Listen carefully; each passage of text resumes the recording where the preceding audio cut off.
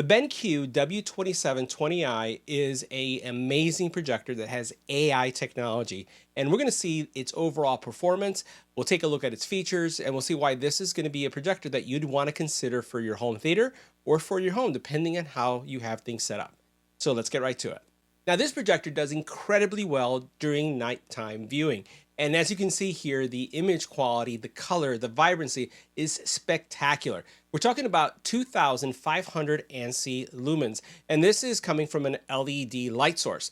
Now, this projector has true 4K UHD 8.3 million pixels, and that's going to give you, again, incredible crisp details. You can see 90% DCI P3 compliance. And one of the things that many of us struggle with is, have you ever purchased a TV or something in the store and it looks amazing in the store, but when you take it home, it may not look exactly the same? Well, that's not a problem with this projector because it becomes factory calibrated. Factory calibrated where you'll get 98% Rec 709 color accuracy. And you'll get an individual calibration report, which means that it's literally calibrated to your projector itself. It's not a, all one size fits all, but it is tuned to make sure that your projector is performing to the best of its ability. Now, that's going to give you, again, that incredible experience right out of the box. Now, assuring this kind of technology and this kind of, I would say, tuning assures that you're going to get 100% Rec 709, I would say, experiences. And I know a lot of this sounds really technical when you look at all these different certifications, but rest assured, as you can see here, what it basically means is that the viewing experience is going to be great. That means that black is going to be black, red is going to be red, green is going to be green. It also means, more importantly, that the dark level detail, like in dark scenes, if you've ever not been able to see everything there, or maybe you don't even know everything that's in the scene because everything gets washed out, with this projector, because of its enhanced dynamic contrast and also, I would say, black level details, it is able to show you more than you've ever seen before when watching a movie. So you get great, I would say, detail in dark scenes. But it's not just the dark scenes that matter. Because this has AI, it basically automatically adjusts the actual viewing quality to what you're watching, which means that there are light scenes that are so light that much of the detail gets blown out as well, meaning that you just can't see all of the detail. So this projector handles both dark and light scenes, giving you, again, a deeper experience. If you've ever heard that saying, you can't unsee what you already saw, well, when you use a projector like this, you'll see things that you didn't even see before, which is going to drive you to want to watch those same movies that you watched on your old TV or on your old projector to see everything that you've missed. So great viewing experience. Now, it does have this contrast enhancing technology, and that, again, is going to, again, enhance that overall viewing experience. Now, we've talked a lot about the tech, we've talked a lot about the features, and it has every certification that you can think of in compatibility, HDR10, HLG, HDR10 Plus, you name it, it's got it. But what it also has, which I think is more important to everyone, is going to be support for a smart TV. So you don't have to connect anything to this. It comes with Android TV built in. And to me, that's a major win, especially in a form factor like this. So you don't need to use up a USB stick. You don't have to connect something if you don't want to. And it automatically comes with it built into the actual projector. And it's in the form of a dongle that you'll see that gets connected inside, and it's powered by the projector itself. So you don't have any cables. You have nothing that is visible. When you look at the projector, for all intents and purposes, it's just a projector. And I love that implementation and that ease of use. Here's one other big thing. I get this asked all the time. Does it support Netflix? Yes, it does, right out of the box. We're talking full Netflix, the official Netflix, which means it'll be updated, it'll be supported, and you'll be able to take advantage of watching, again, Netflix content. This is a short throw projector, right? That also gives you the ability to do a lot of adjustments. And they call it hassle-free. So if you need to adjust the lens up and down, you'll be able to do that. You'll be able to do your focus. But it also has this really cool tech where, as it's projecting against the wall, with the single button, and you're going to see this, you push the button and it basically will adjust the image to fit your screen. That's, I think, pretty amazing, and it really simplifies the use of this projector, especially if you pick this up and take it with you to someone else's house because you want to be at a, let's say, a football party, a soccer party, whatever it's going to be, just watching movies, right? indoor or outdoor, the projector is going to adjust itself.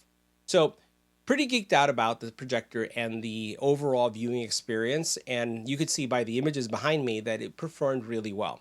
And what I'll highlight before we go into the actual looking at the settings and what the projector is capable of is a couple things. Again, going back to black level detail. It has great black level detail, which means those night scenes, those dark scenes, you're going to be able to see things in detail that was intended for you to see, but you're not capable of seeing it because the TV or projector that you're using today just won't show it.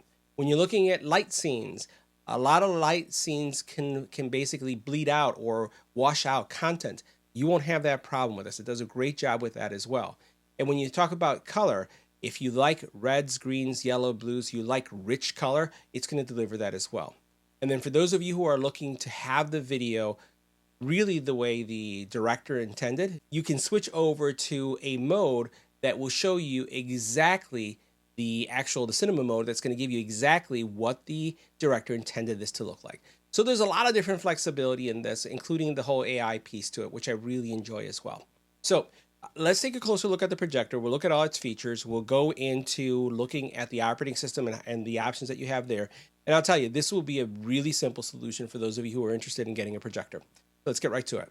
Now the projector comes with a protective lens cover that you can leave connected to it. You can see that it has this little cord right here, or you can remove that if you are going to put this in a fixed position.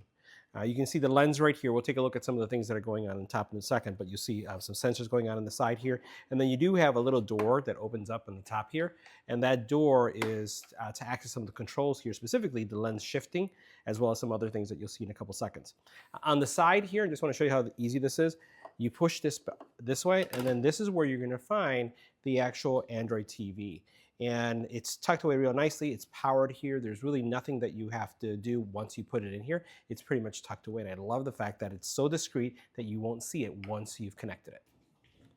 Now on the top of the projector here, you'll see where you have your zoom, you have your focus. Here you have a lock that you can turn on, right? Then you have your lens shift right here as well. So you can shift up or down.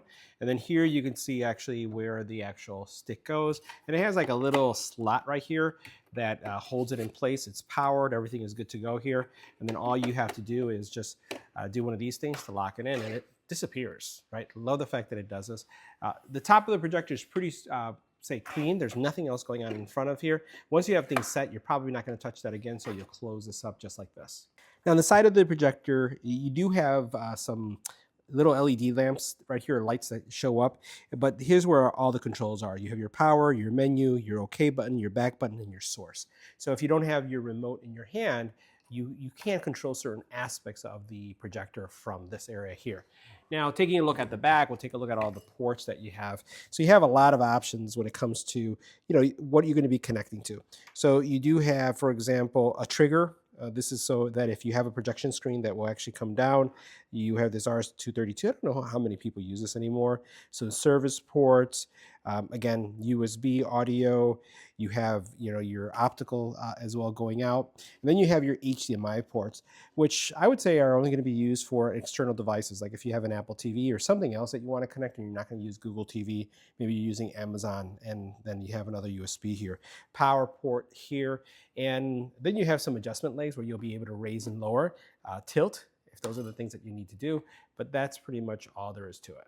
On the bottom of the projector, you do have some mounting screws, and as I mentioned, you do have some adjustment where you can raise or lower the actual projector. And then if you're going to mount this on a ceiling, you can do that as well. Now in our setup, we have the projector around 11 feet away, and you can see that this is during the day, right? We don't really have. Now in our setup, we have the projector 11 feet away. You can see that in our area, we have a significant amount of light coming in, yet the projector is performing extremely well. And by the way, we have made no configurations to the projector, using it as it came out of the box, just plugged it in, powered it up, did a firmware upgrade, and this is the kind of video quality that we're getting in a lit environment. Now you saw how well it was performing at nighttime, and obviously it's going to perform even better at night. But I wanted to see how well it would perform during the daylight. So if you are considering having this as a TV replacement and not a dedicated movie setup, you get a sense of what's going on. On the left and the right, you can see how much brightness is seeping through the windows. We don't really have blackout shades, and we do that on purpose. And what I have in front of me is a 120-inch Elite screen. Now, this screen, by the way, is an ALR screen. It's not even designed for this projector, but you can see how well it's really performing. Now, the great thing about this projector is that this is really a complete solution. You don't need any additional dongles, boxes, because of the Android stick that you can just connect and run with, which, by the way, the entire unit is self-powered. So when you connect your Android TV stick in, it has a USB connector inside of the bay, and there's no cables coming out of it. So it's a very, very clean setup. Now, this is standard Android TV, and it has all the things that you would expect. You'll notice that I have highlighted their Netflix. That's the #1 question I get typically when we're reviewing a projector. Does it support Netflix? And the answer is yes. Now, the remote itself, and I'm just going to bring this on screen right here, it's pretty usable, right? This is a pretty standard remote that you would see out there. Very familiar design when it comes to the actual, I would say, remotes that BenQ has.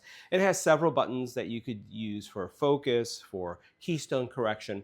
And what you're seeing in front of me right here was auto-corrected. So as soon as I pointed the actual projector at the screen and I basically just kept within a decent frame, right? It basically reduced the actual size of the screen so it fit this screen. So it has a very forgiving auto-adjust feature as well, which I really like. Now, there's some menuing here, and we're seeing a lot of cool things coming from projectors, especially in 2024 and 2025. So basically what you have is the ability to leverage AI. And the cool thing about AI is that AI is going to take a look at what's streaming in real time, and it's going to make adjustments to make sure that you're getting the best video quality based on how the AI is viewing the content that is streaming. So notice right there we have picture mode, HDR at AI Cinema. And that's what we did all our tests, because I just wanted to see how it was going to work. You also have other settings, and you can see here, I can scroll through each one of them. There's a filmmaker mode, and the filmmaker mode is a really nice mode for those of you who are wanting to see the movie in the actual color, I would say, settings that the director intended. So that's something that you could do as well.